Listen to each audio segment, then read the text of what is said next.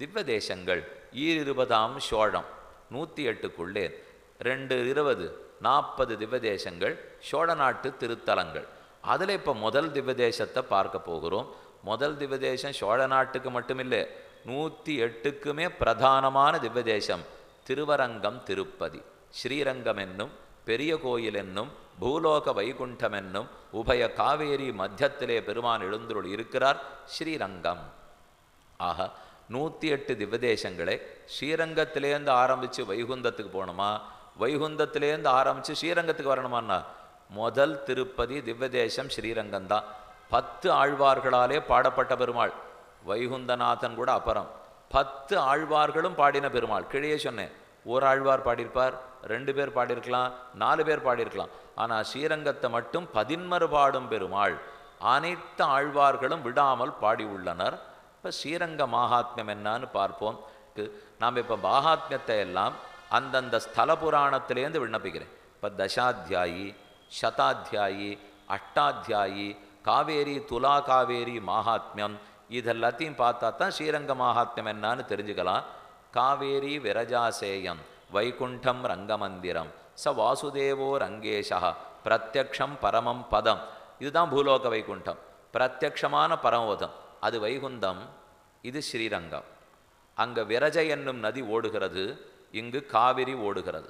அங்கே பரவாசுதேவன் உள்ளார், இங்கும் வாசுதேவன் உள்ளார். அங்கே அந்த பெருமானை வைகுந்தத்தை கிட்டுபவர்கள் பக்தர்கள் கிட்டி அனுபவிக்கின்றனர். இங்கேயும் தென்னாடும் வடநாடும் தொடநின்ன திருவரங்கம். தெற்க இருக்கிறவாள்லாம் வடக்க வந்து தரிசிக்கிறார்கள், வடக்க இருக்கிறவாள்லாம் தெற்க வந்து தரிசிக்கிறார்கள். கோயில்னு சொன்னாலே ஸ்ரீரங்கத்தை தான் குறிக்கும். கோவிலுக்கு போயிட்டு வரேன் அப்படின்னு சொன்னேன்னு வச்சுங்க, வைணவ மரபில் பார்த்தால் கோயிலுக்கு போய்விட்டு வரேன்னால் பெரிய கோயில்னு ஸ்ரீரங்கத்துக்கு தான் பேர். கோயில் பெரிய கோவில், பெருமாள் பெரிய பெருமாள்னு பேர், தாயாருக்கு பெரிய விராட்டியார்னு பேர், மண்டபம் பெரிய திருமண்டபம்னு பேர், திருநாள் அத்தியனோத்சவம் வைகுண்ட ஏகாதசி திருநாள் வருதே பெரிய திருநாள்னு பேர், அவருக்கு சமர்ப்பிக்கப்படும் பிரசாதம் பெரிய அவசரம்னு பேர். எல்லாமே பெரியது. கோவிலே ரொம்ப ஆச்சரியமான பெருத்த கோவில். இந்த கோவிலில் பெருமான் எப்படி வந்து குடிபுகுந்தார்? பெருமானுடைய திருநாமம் ரங்கநாதன், ரங்கராஜன்னு சொல்லலாம், ரங்கநாதன்னு சொல்லலாம். ஸ்ரீ ரங்கநாத பெருமாள். தாயார் ரங்கநாயகி தாயார். திருக்கோலம் சயன திருக்கோலம், ரொம்ப ஆச்சரியமான சயன திருக்கோலம். தெற்கு நோக்கி திருமுகமண்டலம், குடதிசை முடிய வைத்து குணதிசை பாதம் நீட்டி வடதிசை பின்பு காட்டி தென்திசை இலங்க நோக்கி கடல் நிற கடவுளந்தை அரவணை துயிலுமா கண்டு உடலனக்கு உருகுமாலோ என் செய்கேன் உலகத்தீரே. தெற்கு நோக்கி பார்த்தீர், கிழக்கே திருவடியை நீட்டினீர், மேற்கே திருமுடியை வைத்தீர், வடக்கே பின்புறத்தை காட்டினீர். இந்த கிடந்ததோர் அழக சேவித்து என் உள்ளம் உம்மை விட்டு நகரம் மறுக்கிறது என்று தொண்டரடிப்புடியாழ்வார் பாடியிருக்கார்.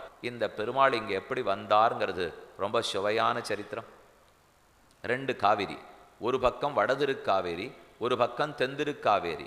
வடதிருக்காவேரிக்கு தான் கொள்ளிடம்னு பேர். மேற்கேந்து காவிரி ஓடி வருகிறாள், பிரிகிறாள், ஸ்ரீரங்கத்தை சுற்றி மாலையாக ஓடுகிறாள், மறுபடியும் சேர்ந்து கிழக்கே போய் கடலோடைய காவிரி பூம்பட்டணத்தில் கலக்கிறாள். இதுதான் காவேரிக்கு இருக்கிற மகாத்மியம். வடதிருக்காவேரி தென்திருக்காவேரிக்கு நடுவிலே ஸ்ரீரங்கநாதன் சயனிச்சுருக்கார். இன்னைக்கு என்ன சயனிச்சுருக்கார்? ராமாயண காலத்தில் தான் இந்த பெருமாள் இங்கே வந்தே சேர்ந்தார். பிரணவாகார விமானம்னு பேர். சந்திர புஷ்கரணி, புஷ்கரணி தீர்த்தம், நதி காவேரி நதி, விமானம் பிரணவாகாரம். ஓம்ங்கிற வடிவத்தில் இருக்கிற விமானத்தை தான் பிரணவாகார விமானம்ங்கிறான். இந்த விமானத்தோடே இந்த பெருமான் இங்கு தோன்றியவரே அல்லர். இப்போ இந்த பெருமாள் தோன்றினத்தை இன்னென்ன வகையாக பிரிக்கலாம். ஸ்வயம் வியக்த க்ஷேத்திரம்னு சொல்லுவார்கள். அப்படின்னா தானே தோன்றிய பெருமான் ஸ்வயம் வியக்தம். தேவர்களால் எழுந்துருள பண்ணப்பட்ட பெருமாள்.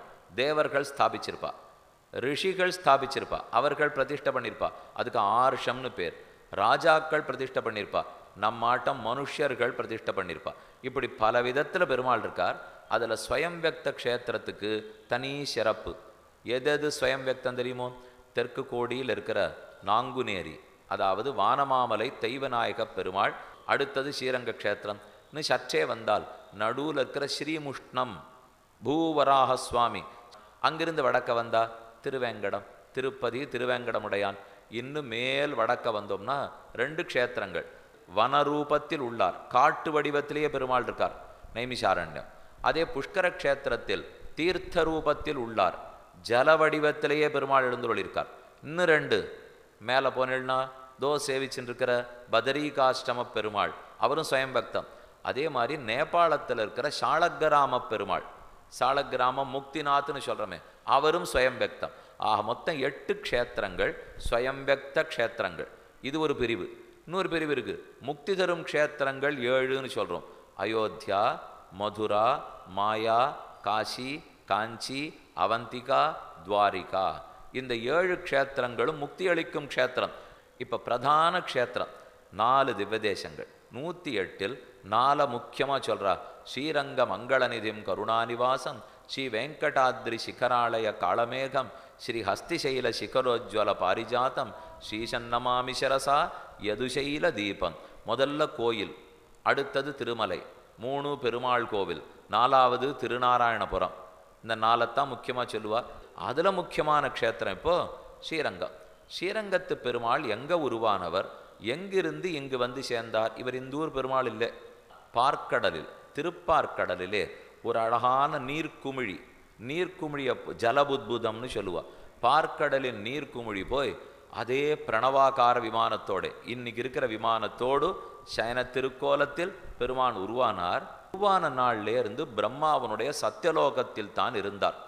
அயோத்தி பட்டணத்தை, அயோத்தி தெரியுமோ இல்லையோ, சரையூனுடைய தெற்கு கரையில் இருக்கிற அயோத்தி பட்டணம். அங்கே இக்ஷ்வாகுன்னு ஒரு மகாராஜா இருந்தான். அவன் சூரியனுடைய வம்சத்தில் பிறந்தவன். சூரியன், அவன் பிள்ளை மனு, விவஸ்வான்னு சூரியனுக்கு பேர். அவனுடைய குமாரனுக்கு மனுன்னு பேர்.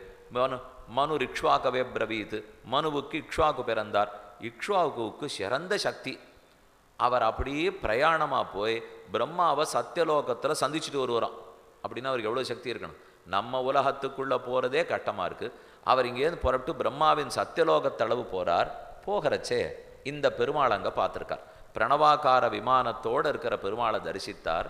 அப்போ அவர் பிரம்மாவிடத்தில் பிரார்த்திக்கிறார், இவர் இங்கே ரொம்ப நாள் இருந்துட்டார், எங்கள் உலகத்துக்கு கொடுமே, நீர் வச்சுன்னு இருக்கீரே, நம்ம லோகத்துக்குன்னா இன்னும் இவர் பயன்படுவார். உங்கள்கிட்டலாம் ஒரு குற்றம் குறை இல்லை, ஒரு தோஷம் இல்லை. இங்கே இருக்கிறத விட நிறைய தேவைப்படுற எங்களுக்கு அவரை கொடுக்கலாமோ இல்லையோ, விட்டு கொடுமே அப்படின்னு காலை பிடிச்சின்னு கேட்டார். சரி, நல்ல ராஜா கேட்குறான், அழைச்சின்னு போ அப்படின்னு எடுத்து கொடுத்துட்டார். தன்னுடைய ஆராதனை பெருமானையே தூக்கி கொடுக்க அதை எடுத்துட்டு நேரே பெருமாளோட தெற்கு கரைக்கு வந்தால் சரையூ நதிக்கரையில் ஸ்தாபித்தான். 6 இக்ஷ்வாக்கு. என்னைக்கோ இதெல்லாம் ராமனுக்கு ரொம்ப வருஷத்துக்கு முன்னாடி. ராமனே பிறந்து கிட்டத்தட்ட 17 லட்சம் வருஷம் ஆச்சுப்போ. அதுக்கும் எப்போதோ முன்னால் முதல் மன்னன் இக்ஷ்வாக்கு. இக்ஷ்வாக்கு வம்சத்திலே ஒவ்வொரு ராஜாவும் பெருமானை ஆராதனை பண்ணிண்டே வந்திருக்கா. எல்லாருக்கும் இவர் தான் ஆராதனை பெருமாளாக இருக்கார். இக்ஷ்வாக்கு பேர் நீங்கள் கேள்விப்பட்டிருப்பீள். அம்பரீஷன் கேள்விப்பட்டிருக்கலாம். மாந்தாதா, கட்வாங்கன், சகரன் போன்ற பல மன்னர்கள் இவர்களெல்லாம் ஆராதனை பண்ணிட்டு ராமனுக்கு வந்துட்டார். ராமனு இந்த பெருமாளுக்கு தான் ஆராதனை பண்ணிட்டு இருக்கார். அயோத்தியில் இருந்துட்டு இருக்கார்.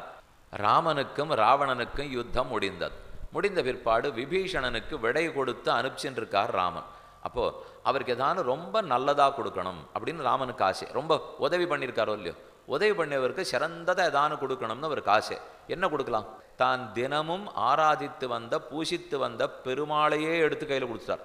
விமானத்தோடு புஷ்பக விமானத்தில் வைத்து கொண்டு அயோத்தியிலிருந்து தெற்கு நோக்கி லங்கை, விபீஷணன் இருக்கிற நாடு லங்கை, லங்கையை நோக்கி விபீஷணன் பறந்துட்டு இருக்கார். விமானம் வேகமாக போயிட்டு இருக்கு, மேலே போயிட்டு இருக்கச்சே பெருமாள் கீழெல்லாம் பார்த்துன்னு வந்தார். இதே சயன திருக்கோலத்தோடு இருக்கார் அவர்.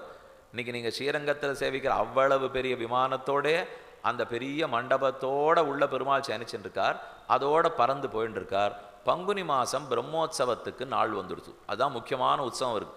இப்போவும் ஆதி பிரம்மோற்சவம்னு பங்குனி உத்தர உற்சவம் நாச்சியாருக்கும் பெருமாளுக்கும் சேர்த்தி உற்சவம் நடக்கிறது பாருங்க. அதுதான் அப்போலேருந்து நடந்து வந்துட்டு இருக்கிற உற்சவம். அதுக்கு நாளாயிடுத்து. லங்கைக்கு போகிற அளவுக்கு நேரம் இருக்கலே, இடம் வாய்ப்பு, சோலை வாய்ப்பு, நீர் வாய்ப்பெல்லாம் நன்னா இருக்குது. இங்கே இறங்கி உற்சவத்தை முடிச்சுன்னுட்டு ஊருக்கு போவோம் அப்படின்னு விபீஷணன் நினச்சான். பெருமாளும் அதே சமயம் இறங்கணும்னு நினைத்தார். விமானம் கீழே இறங்கி எடுத்து சேஷ பீட்டம் ஏற்கனவே காத்துட்டு இருந்தது. ஆதிசேஷ பீட்டத்தில் பெருமாள் சயனிச்சின்றார். 9 நாள் உற்சவம் ஓஹோன்னு ரொம்ப நன்னா நடந்தது. தேரோட்டம்லாம் முடிஞ்சு போச்சு, உற்சவம்லாம் ஆயிடுத்து, நன்னா இருக்கு, புறப்படலாம். ஊருக்கு தானே போயின்னு இருக்கோம், லங்கைக்கு போகலாம்னு கிளம்பினா அவர் கிளம்பலை. கிளம்பணுமோ இல்லையா அந்த பெருமாள்? கிளம்பவே இல்லை. ரொம்ப நன்னா இருக்கு இடம், இங்கேயே இருக்கேன்னார். அதே சமயம் இந்த பக்கத்தில் ஆரோ விபீஷனுடைய காலை பிடிச்சின்னு கெஞ்சராப்பில் இருந்தது. யார் கெஞ்சரான்னு விபீஷணன் திரும்பி பார்த்தான். தர்மவர்மான்னு ஒரு ராஜா. அன்னைக்கு இருந்த இக்ஷ்வாகு வம்சத்தவர்களுக்கு தெற்கு பக்கத்தில் தர்மவர்மாங்கிற சோழ மன்னவன் தான் பிரதிநிதி. அவன் விபீஷணனிடத்தில் பிரார்த்தித்தான், இவரோ நகர மாட்டேங்கிறார், இந்த பெருமாளை நீர் கொஞ்சம் இங்கேயே விட்டுடுமே, ஏன் லங்கைக்கு அழைச்சின்னு போகணும்னு பார்க்குறீர், நாங்கள் தரிசிக்க கூடாதா, எங்களுக்கு இவர் பெருமாளாக இருக்கக்கூடாதா, இங்கேயே விட்டுடுமேன்னால். விபீஷணன் பார்த்தா, இல்லையே ராமன் கொடுத்துருக்காரே, நான் ஊருக்கு எடுத்துன்னு போகணுமே, நீர் இப்படி குறுக்க சொல்கிறீரே. மன்னன் நல்லவன், அவனுக்கும் தெரியறது, கொடுத்துட்டு போகலான்னு தோன்றது. ஆனால் அந்த பெருமாள் ஆணை இல்லையோ இல்லையோ, சரின்னு கிடக்கிற பெருமாளையே கேட்டான். அவர் சொன்னார், எனக்கு இங்கே தான் இருக்க ஆசையாக இருக்குது விபீஷணா, உனக்கு மட்டும் இல்லை, எனக்கு இங்கே தான் இருக்கணும்னு தோன்றது, இங்கேயே நான் இருக்கேனே. விபீஷணன் சொன்னான், அப்போ அடியேன்னு இங்கேயே இருக்கேன், எப்போ நீர் தான் எனக்கு தெய்வமோ உம்மைத்தான் நான் தினமும் பூஜிக்கணும், அப்படி தான் ராமன் எனக்கு கொடுத்துருக்கார், அப்போ நான் போகல, நான் இருக்கிறேன்னா. இல்லை இல்லை அதை பண்ணாதே, உனக்காக நான் ஒன்று செய்கிறேன், உன் ஊருக்கு தான் நான் வந்திருக்கணும், ஆனால் நான் வரல இப்போ, அதுக்காக உன் ஊரை நோக்கி கொண்டு தெற்கு நோக்கி சயனிக்கிறேன். இதை நான் எங்கேயும் பண்ண மாட்டேன், இந்த இடத்துல மட்டும்தான் இப்போ தெற்கு நோக்கி